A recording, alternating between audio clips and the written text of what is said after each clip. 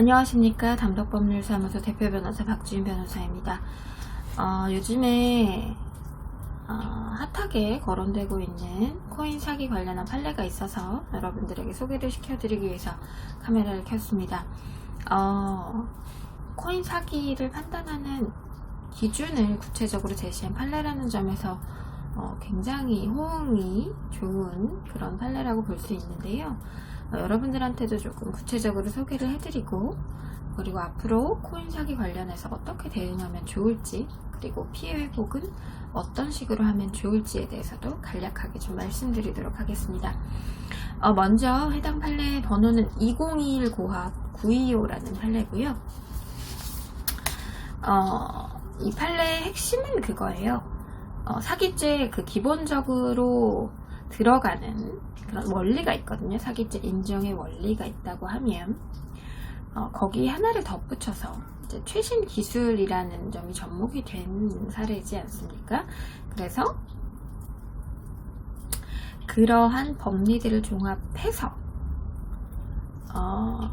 구체적이고 개별적인 거래에서 피고인의 행위, 그러니까 범죄자죠. 피고인의 행위가 거래계의 신의성실의 원칙에 반해서 정보 비대칭을 기회주의적으로 이용함으로써 투자자들을 착오에 빠뜨린 것인지 그 여부를 살펴봐야 된다고 하면서 세 가지 기준을 제시를 했습니다.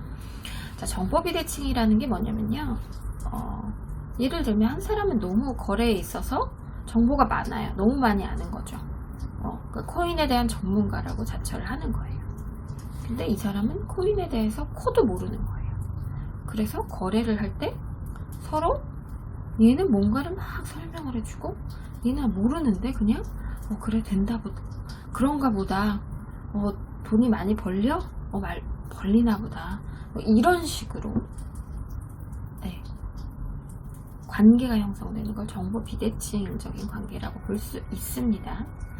자, 그런 것을 기회적으로 주의적으로 이용을 했다라고 볼 수 있을 만한 어떤 기준들 세 가지가 있습니다. 일단 설명을 드리면 첫 번째가 발행인과 백서의 부실, 두 번째가 허위의 공시 공지, 그리고 세 번째가 불공정 거래의 유인입니다. 자, 이것에 대해서 구체적으로 좀 설명을 드리겠습니다. 첫 번째가 가상자산 발행에서, 그러니까 코인 발행입니다. 그러니까 코인 발행을 할 때 그 발행자의 능력이나 실체가 불명확하고 발행이나 그 기초가 되는 사업을 추진할 기술적인 영업적인 능력이 없음에도 초기 투자 결정의 중요한 판단 근거인 백서 등의 중요사항에 관하여 거짓의 기재 또는 표시를 하거나 오해를 방지하기 위하여 필요한 중요사항의 기재 또는 표시를 누락하는 등으로 마치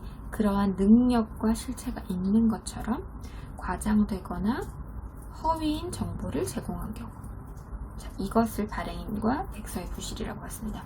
저희 사건 같은 경우에 대부분의 백서들은 다 부실합니다. 제대로 된 백서가 없었고요. 그리고 그 발행인 그 팀 전부 다 실체가 없는 사람들인 경우가 대부분이었습니다. 그리고 백서 등에 기재된 중요 사항들 대부분이 실현 가능성이 없는 것이거나 허위인 경우가 많았습니다. 너무 좋은 판단 근거라고 생각을 합니다. 자, 두 번째, 사실과 다르거나 성사 가능성이 매우 낮음에도 시장 상황 혹은 기초사업의 사업성에 관하여 과장된 허위의 공시나 공지를 한 경우라고 봤습니다. 자, 뭐냐면 우리가 일반적으로 호재라고 표현을 합니다. 사람들이 호재라고 표현하는 그 여러 가지 사업들이 제대로 된 게 없었다는 거죠.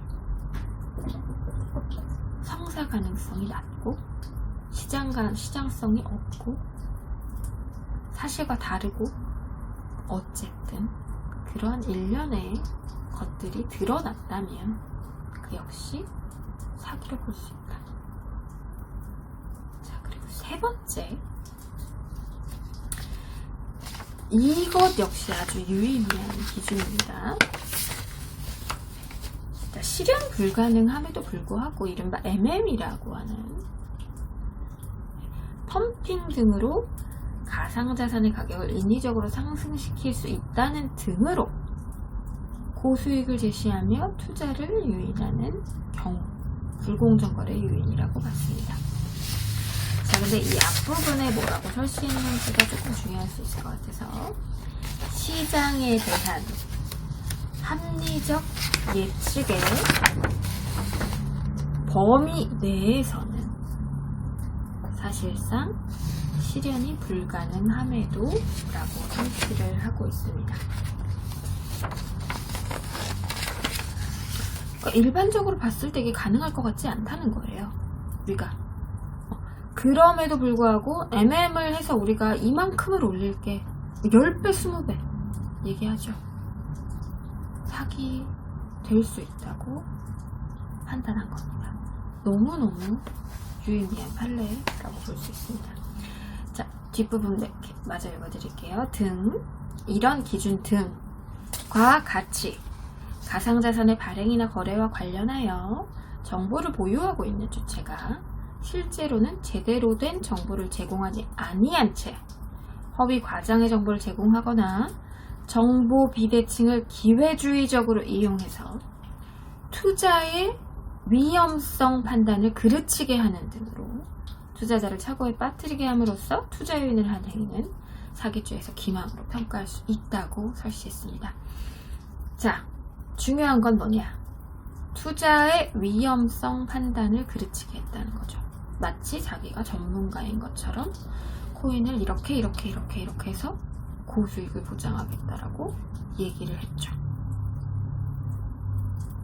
그래서 코인을 매입을 하고 투자를 하는 사람들은 어떻게 생각을 하죠? 아, 확실하구나. 고수익이 보장되는구나. 라고 생각을 하는 거죠. 자, 그런 위험성 판단을 그르치게 했다는 거예요. 우리가 위험하다는 판단을 제대로 할 수 없게끔 만들었다는 거예요. 아, 이거 투자하면 위험하네 라는 판단을 못하게 했다는 거죠. 우리로 하여금. 자, 그럴 경우에 투자자는 아, 돈 많이 벌 수 있네, 진짜 가능하겠네 라는 착오에 빠집니다. 그렇게 함으로써 투자 유인을 하면 사기죄 기망행위에 해당할 수 있다고 보는 판례입니다. 자, 앞으로 이런 유의미한 판례들이 정말로 많이 나왔으면 좋겠습니다. 그리고 이 기준이 조금 더 많은 판례들의 기준이 됐으면 하는 바람이 있습니다. 왜냐하면 이러한 기준점들이 없었기 때문에 사실 코인을 사기라고 판단하는 데 있어서 많은 어려움들이 있어 왔다고 저는 보여집니다. 그렇기 때문에 지금 현재 저희가 맡고 있는 대부분의 사건이 모두 다 이런 사실관계를 가지고 있습니다. 그렇기 때문에 이 판례가 계속 사용이 돼서 확립이 된다고 하면 정말로 코인 사기 피해자분들에게는 너무나 좋은 희소식이 아닐까라는 생각이 듭니다. 자, 그래서 여러분들에게 마지막으로 당부드리고 싶은 말씀은 이러한 저희 판례들이 점점 더 피해자들에게 조금 더 피해 회복을 할 수 있는 방향으로 확립이 되어가고 있다는 점을 말씀드리고 싶고요. 그리고 피해 회복을 하는 절차를 밟는 것에 있어서 너무 많은 고민을 하지 않으셨으면 좋겠습니다. 일단은 피해 회복을 하시려면 법적인 절차를 밟으셔야 합니다. 불법적인 절차를 밟으려고 하지 마세요. 저희가 다음 영상에서 소개를 해드릴 거지만 불법적인 루트로 돈을 받아주겠다고 하는 사람들의 말을 믿으셔서 2차 피해, 2차 사기 당하시는 분들이 너무 많으십니다. 절대 그런 쪽으로 가시면 안 되고요. 코인을 잘하는 변호사에게 일단 가셔야 하고요. 그리고 상담을 받아보시면 압니다. 이 변호사가 제대로 하는지 안 하는지. 자, 그리고 그 사무실에서 처리되는 업무를 한번 보세요. 어떤 식으로 업무가 처리되어 가고 있는지, 고소장의 내용은 어떻고, 고소장은 어떤 식으로 나가고, 처리는 얼마나 빠르게 되고 있고, 이런 것들을 한번 보시고요. 그렇게 하시고 법적인 절차를 반드시 밟아주시기 바랍니다. 그렇게 하셔야 여러분들에게 정상적으로 제대로 된 피해 회복 과정을 밟을 수 있는 기회가 생깁니다. 여러분들에게 돈을 받아줄 수 있다고 저희는 말하지 않습니다. 하지만 최선을 다해서 여러분들이 피해를 회복하실 수 있도록 도움을 드리겠습니다. 담당은 항상 여러분에게 열려 있습니다. 언제든지 위에 번호로 연락 주시면 저희가 친절하게 응대를 해드리도록 하겠습니다. 오늘 하루도 정말 열심히 살았습니다. 앞으로도 더 열심히 할 거고요. 그리고 여러분들을 위해서 최선을 다해서 노력해서 발로 뛰고 몸으로 뛰고 머리로 뛰고 하겠습니다. 피해를 보신 분들은 주저하지 말고 연락을 주셔서 상담 꼭 받아보셨으면 좋겠습니다. 그리고 웬만하면 포기를 하실 게 아니라면 법적인 절차에 참여하셔서 합법적으로 피해를 회복하실 수 있는 그런 일련의 절차들을 밟아보셨으면 좋겠습니다. 고맙습니다.